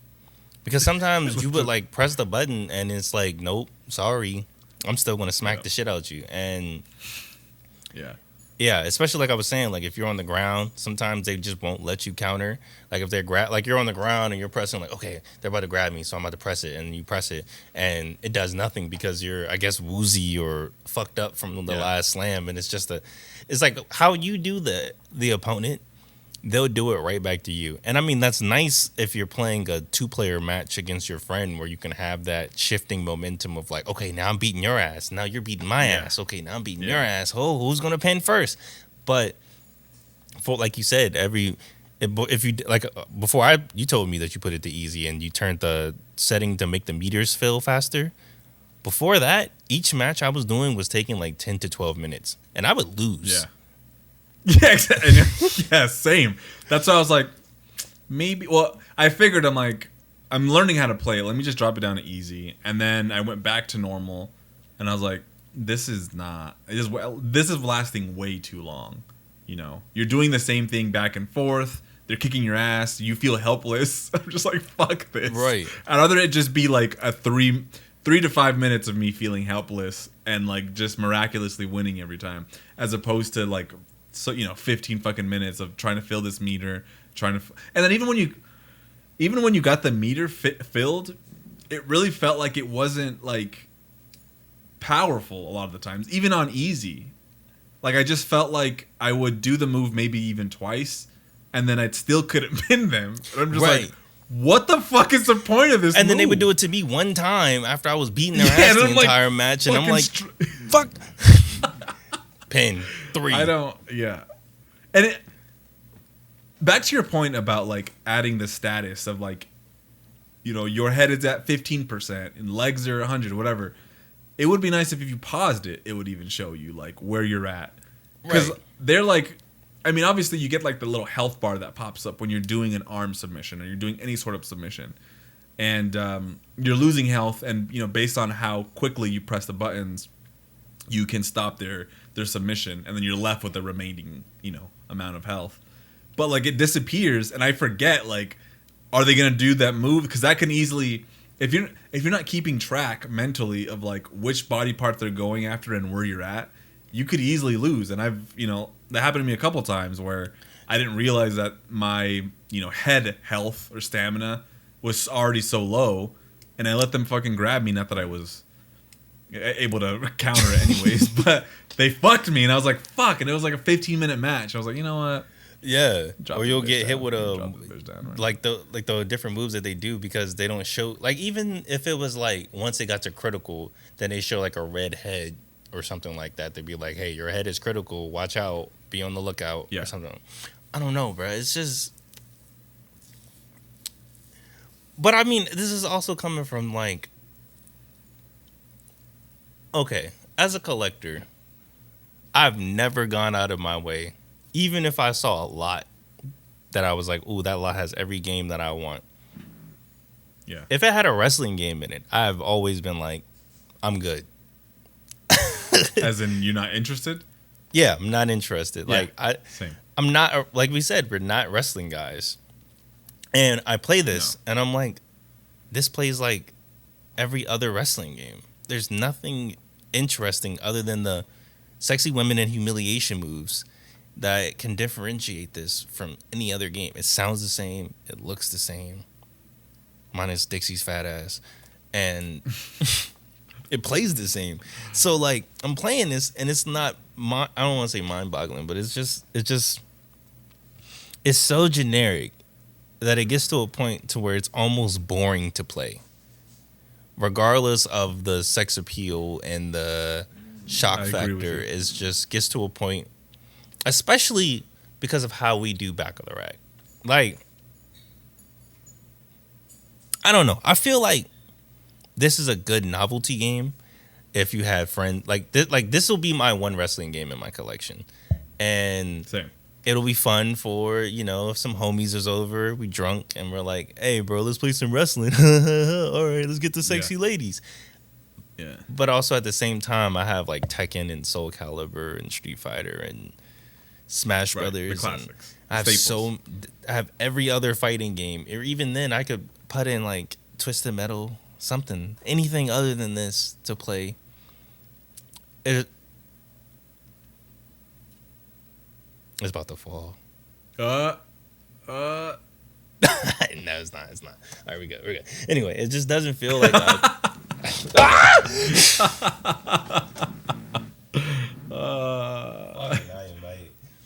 yeah, it just doesn't feel like. It doesn't feel like there's anything of note to make me go like, this is the reason why you should play this game, because the moves aren't high flying. You know what I'm saying? Speaking of, I've been mentioning it this whole time, but Def Jam is another one. It's built off the bones of a wrestling game, and it plays completely different from wrestling games. You have wall moves, weapons, blazing moves, executions, KOs. Yeah, you can throw somebody on a like it elevates the wrestling formula to a point to where you don't even realize it's a wrestling game that you've been playing. But I think about Def Jam and I think about the counter system in that game, and it is the literal 1-to-1 same counter system as Rumble Roses. I just never did it because I would much rather just press the block button. But yeah, I don't know, bro. Yeah, there's no block in this game. I just thought about that. There's no block. Do wrestling games typically have a block? I think so. I feel like they do. I think this game had a block. I think so. I think it was the same button as a counter. You just don't press like square or triangle, I think. There was a block button. It was ass because, I mean, you can just grab somebody, but yeah. you just grab them out of the exactly. block. But I think there was. Yeah, so do you think that this is a game that it's a pick up and play kind of game? Because I'm trying to think of like the depth, right? And how easy it is to play. You know, because even after I read the manual, I was like, okay, I still feel like I don't really know what I'm doing or how to. Like, I would like to see someone that knows wrestling and knows like wrestling games and like them going. I would like in. to see how. I would like to see how they operate in this game if it's good, because it's hard to judge. We don't play wrestling games. Are they all like this? I can't remember. You know, I can't remember the games that I've played. So I don't know. I think maybe it is kind of pick up and play, because if you and your homie picked this up and you played it, you would have fun because you both don't know what the fuck you're doing and you're just, pressing buttons. Right. Right. But like, I don't know, because I think what it is that the way that we do Back of the Rack is because we're playing a game in kind of a binge-worthy session. We're playing a game and we're trying to see it in its totality. Whereas I assume the way that you would play Rumble Roses is you would, like you said, you would play with the homies, do your little title matches on exhibition mode and be like, hey, you want to do a mud match, bro? All right, let's just do a good mud match. I think it's a game meant for like a lost era of gaming, of local co-op. Go to your friend's house on Friday and just boot up a bunch of random games for 30 minutes each and play. And eventually you'll unlock all of the alter egos and other costumes and stuff like that. And you'll be like, yeah, that was cool. But because we're playing just the story mode, we're playing by ourselves. You know what I'm saying? Like, we're more critical of it because after a while, like I was saying to you, like when we first started playing this, like I was like, I did like 4 story modes and I think I'm good. Like I don't need to play anymore. I get the gist. I think after I did about 4 or 5, I was like, I see what he's talking about. Yeah, because there's really nothing more, After you do and there's no progression, Even when you do the story, it's like you unlock their costumes, but like you don't even get them in exhibition mode. Yeah. And I'm like, that doesn't make any sense. Why? Why would I do story mode to unlock it for a story mode? Like I want to unlock it for 2-player, obviously. Yeah, so I'm just like, what's the point? Especially because some of them, especially the alter egos, are very light when it comes to story. They maybe have like a cutscene in the beginning. You do like 5-6 fights, and they have a cutscene at the end, which is very like I guess fighting game like. But in order to unlock them in exhibition mode, you have to do the face heal system, which, I don't know. It's just weird. I'm just like, It's kind of And that's what I was saying. Like, this is a good pick up and play game because if I'm playing with the homies and we're just like, all right, go ahead, throw in Rumble Roses real quick. Let's play a match of that. And you had the vow system, for example. I personally hated that shit, but that's because I'm trying to grind for characters to unlock them. And you got to do the vows and do the different things. All it is essentially, I'm trying to make this sound cool for young kids. It's battle pass objectives built into the game. So all you got to do, it'll be like taunt 3 times, or don't get hit for 100 seconds, or right. silly shit like that. Do 4 body slams in a row or something. And those, if you do those, you increase your vow, and then once that reaches 100%, then you have a title match that you can do. And if you beat the title match, then you unlock the alter ego of the character in 2-player mode. But that'll only be fun if I'm doing it with my friends, because the computer is not going to let me taunt 3 times. My friend might let me taunt 3 times because we want to see what Dixie's alternate costume looks like. Yeah, I guess I'm trying to think of like, I think I completely agree with what you're saying. With like, it's a great novelty game, you know, and I guess to some degree I can understand why people on like YouTube don't really talk about it that much, even though there's some like very impressive like graphical fidelity here, character models and all of that, you know, for 2004. It's very, very impressive. Yeah, the novelty really just wears off, and I think the game knows that. That's why there's not much to do in it. It's just like, look, you're just here for this, play this for 20 minutes, 30 minutes, and then just come back. Very arcade like, you know? And I think it knows that. And I think even the vow system is just an extra layer of them trying to like add progression to it, because games where you unlock something and you have to unlock it again for a separate mode is so like just grind. That's like cheap grindiness, like to fluff the playtime. Yeah, it doesn't make any sense. Yeah, and I think that's like, this is where Back of the Rack kind of, I have to take myself out of the context of how we play these games and see them for what they are at the time that they were made and what the purpose of them was for. Because, for example, Blockbuster Friday Night Rental. This is a perfect Blockbuster rent it Friday, drink some beers with the homies, watch fucking, I don't know, Fantastic Four. And then, like, you know what I'm saying? You got it Saturday, so you play story mode Saturday. Your friend comes over Sunday, you guys play the vow system. I want to play that game again. And then you return it on Monday. You know? It fits that system because, like, it's a game that assumes that you're playing locally with the homies. That you're going to play this as a community and not as a gooner. But it also does because it has CPU versus CPU. So, like, it's only really being played by 2 different types of people, if you think about it in the context of back in the day. Because only people that were 18 could buy this. You couldn't buy this. You were a horny teenage kid. So the only people that could really buy this were grown men that were probably playing it with one hand, or grown men that were renting or playing it to play with the homies because we like wrestling, and it's like, oh yeah, bro, we can play with mud matches. Do you want to play with Undertaker or do you want to play with hot sexy chicks? Let's play with hot sexy chicks, bro. You know? Yeah, like I can imagine 2004. There's not a game like this out. You know, you're like, oh yeah, let me pick this up. It's very adult. You know, grab some beers Friday night.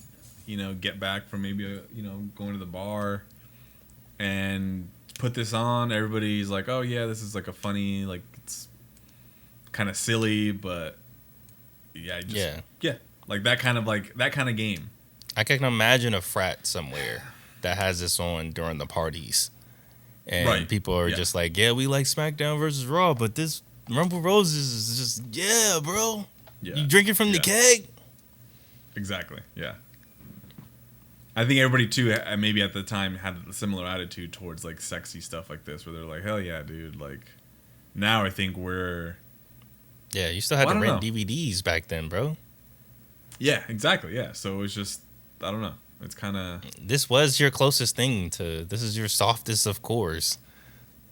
Yeah, absolutely, yeah. And with, like... I'm just remembering, like, those Girls Gone Wild commercials, like, at night. I don't know if you ever caught those. At like 2 a.m. with fucking Spike TV. Yeah. You're just like, what the fuck? They're showing these? So let me call this number. It's like, no. Let me order this DVD to my house so my mom can beat my ass. But yeah, so would you recommend I think you already answered that. I was gonna ask like if you would recommend this for your collection. Yeah, I definitely do. It's either this or Def Jam, and honestly, I think there's a place for both of them on your show. Yeah, because Def Jam is your rappers wrestling, and then you have your sexy women wrestling. I think it's a good dichotomy of wrestling games.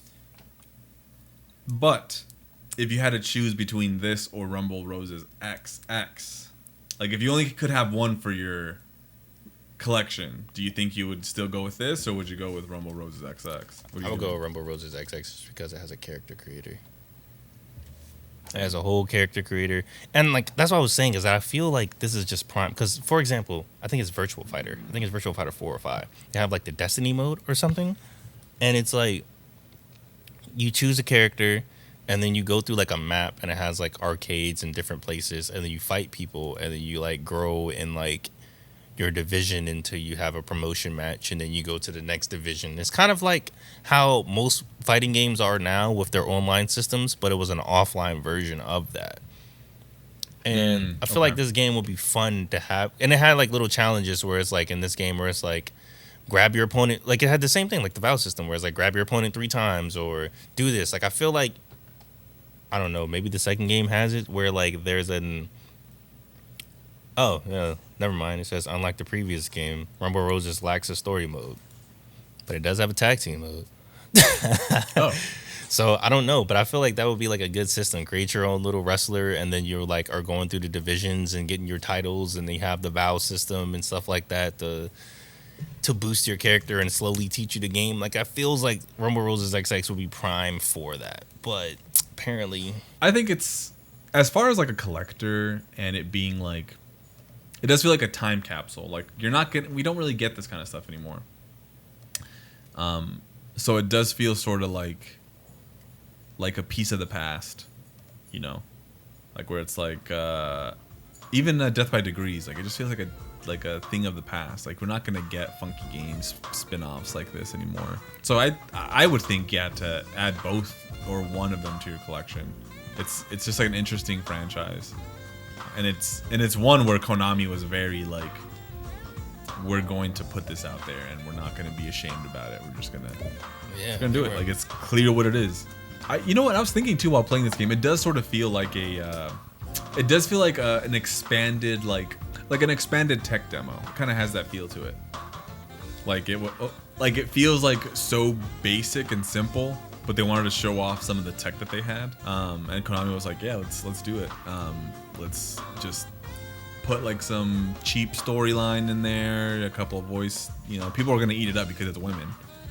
And I do wonder how well it like actually sold. It must have. And I mean, it must have sold really well with it. Yeah, they did get a sequel. And I mean, the producer Akira Uchida, he did say that the early idea of Rumble Roses just began as an experiment to see how good female character models could be rendered on the PlayStation 2. So it was made specifically character models first, and then they branched out from there. Like they were testing shit out. Like, how's this gonna look? And then Konami came and I was like, oh, wait, make that into a game. It's like, make what into a game? This is just a character model. Yeah, and they were like, what do you do? And they were like, oh, well, we do technically be making wrestling games, so I guess fuck it, let's make it a wrestling game, I guess. Right. Yeah, that's it. I think that's all I have to say about this game. It was an experience, definitely of its time. 2004, 20 years ago, 21 years ago. 1 years ago. Crazy. This game's old enough to drink. This game's legal. 20 years ago is like a lifetime. That's like a fucking That's a lifetime. That's insane. 20 years. Anyways, let us How does know it make if you you feel guys. that the PlayStation 2 is going to be 30 years old in like 5 years? Pretty gross. Pretty gross. I'm just like, this is I remember when that shit don't came know. out. What the fuck? Yeah. Let us know if you guys played Rumble Roses. If you guys liked it. If you remember it on the shelves. If you own it. Yeah, let us know your thoughts on this game, because it is very interesting. Not talked enough about this whole. I guess the series itself isn't really talked too much about, but it is maybe too sexy, maybe too risque for some, especially in our more. It's weird. Our society is a bit more conservative when it comes to this kind of stuff, but at the same time, you have the most Gooner games ever as well On these your days. phone. So it's kind Just of download your Gooner game and pay $1,000 to pool for your Gooner waifu. there you go. Yeah. So in some ways, this kind of game is less acceptable, but in other ways, it's more prevalent. Kind of weird. They just changed the aesthetic to anime now. That's all. Yeah, maybe that's what makes it more. Because what's And that anime game? gets a bad rap because of it too. Because what's that game with the fucking the girls and they're shooting? It's like a mobile game, and it's like a cover shooter. It's kind of like Time Crisis, but on your phone. But it's like anime girls, and they're always like fucking butt ass naked or like titties flapping. Oh, everywhere. yeah. It's the developer of Stellar Blade. Yeah. I forget. Nikkei? Yeah, Goddess? Nikkei. Yeah. Nikkei. Yeah. Nikkei or something. Goddess or something. Goddess of victory, some nonsense. Yeah. Yes. You get Yeah. some. That That's the shit is Rumble wild. Roses of today. I think about this fucking. It was an interview they did with the creator of the head of the studio, or whatever. And apparently this nigga was like he did used to make like hentai dojins and shit back in the day. And he said, "I seen what you guys have been doing with Stellar Blade with the modding community for the PC release. Y'all ain't going hard enough yet." So that's a gooning company in general. All right, So, guys. yeah. Well, Pick this game up. Make sure you tell the eBay guy send lotion with it. send a lotion and some tissues. A tissue box. That's hilarious. See you guys next time. Ciao.